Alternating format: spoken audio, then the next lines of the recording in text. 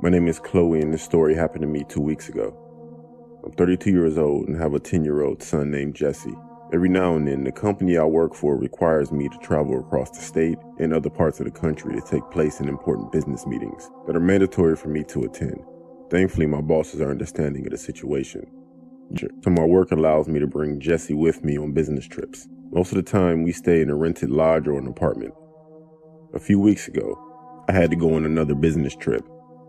It was out in the country, which was nice because the house me and Jesse would be staying in was a real small lodge, which was very secluded. The night before the meeting, I was on a Zoom call with my colleagues at around 10 p.m., while Jesse was upstairs playing on his Nintendo Switch. During my Zoom call, Jesse called me from upstairs telling me I need to see something. I excused myself from the call and headed upstairs. I went into his room and asked him what was wrong. He told me there was a man outside looking up into his window. I looked out into the dark field and couldn't see anything. I told Jesse I couldn't see anybody out there. He said the man walked off into the darkness as he called for me. What he said concerned me, but I had to brush it off as maybe it was a dog walker or something. I usually think rationally when it comes to things like that. I told Jesse to tell me if he sees the man again. I then returned to my Zoom call. About an hour went by when one of my bosses suggested we took a quick bathroom and drink break.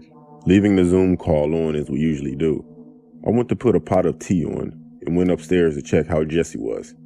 I asked if he was okay and if he saw anything outside. He told me he hadn't seen anybody since. I tucked Jesse in the bed and went back downstairs to continue my business call on Zoom. Most of the colleagues were back on from the break, apart from a couple. One of my bosses said, "Oh, that's strange. I thought I just saw you walking around the kitchen." The laptop that I was using for the call was set on the table in the living room, which was opposite the kitchen, which also had a back door. I replied saying no, I was just upstairs. He said he was certain that he saw me walking around the kitchen. I laughed and I told him he was seeing things. My pot of tea started to boil. I had forgot about it. As I walked into the kitchen, I noticed the back door was slightly open. I thought it was odd, especially being what my boss just said to me. But I chalked it up to Jesse forgetting to close the door. He was outside playing earlier that day after all. I closed it and locked the door, poured myself some tea and sat down to continue my Zoom call. About 10 minutes go by and I started to feel funny, like really sleepy all of a sudden. But it wasn't a normal feeling.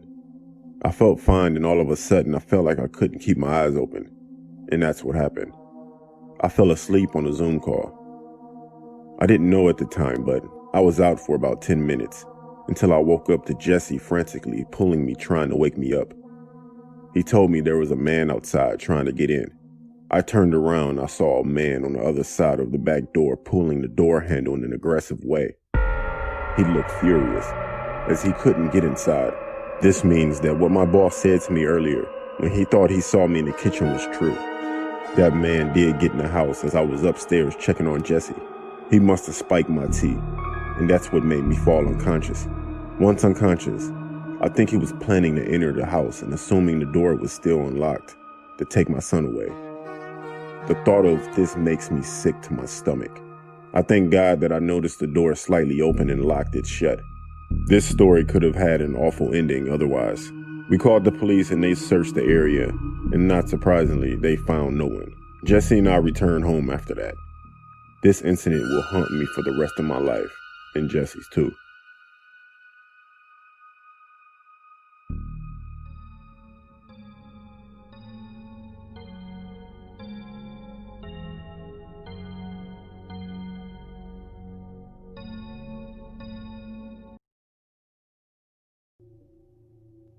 I worked as a flight attendant for a few years when I decided to take an extended sabbatical from college. There were a handful of let's not meet situations that I encountered, but one in particular still makes my skin crawl more than any other.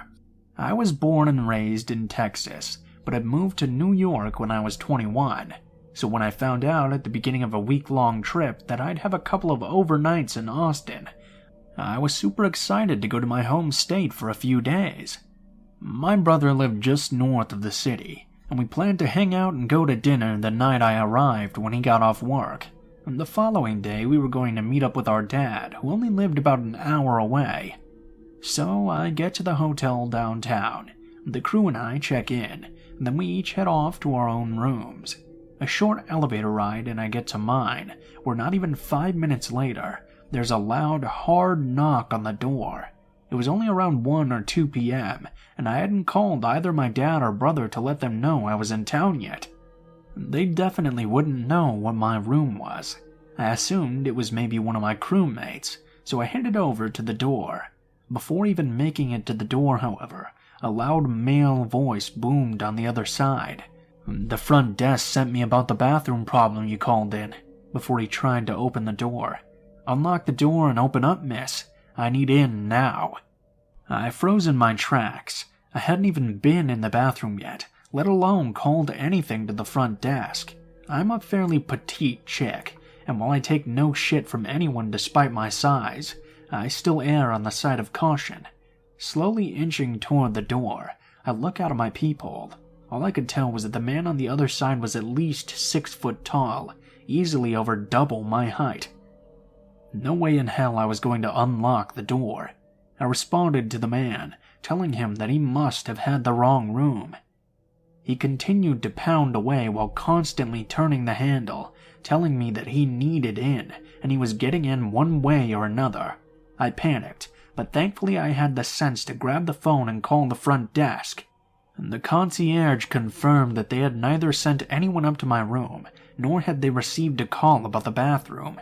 The entire time, this fucking guy was still determined to get into my room, pounding and yelling. Luckily for me, the front desk had dispatched security to my floor right away. When the security officers step off the elevator a few seconds later, I can hear them in the hall approach and ask the man who he was, what he was doing, and telling him he needed to leave the hotel. He immediately got hostile, and the front desk clerk I'm still on the phone with tells me the police had been called and were on their way. In the meantime, I was trapped in my room, scared shitless. Long story short, the cops show up pretty quickly and arrested the guy for trespassing and criminal menacing or some shit. I later found out that the man was wanted in connection to a string of break-ins and violent sexual assaults in Austin. He had seen and stalked me from the minute I entered the hotel lobby. Apparently, I was exactly his type of victim.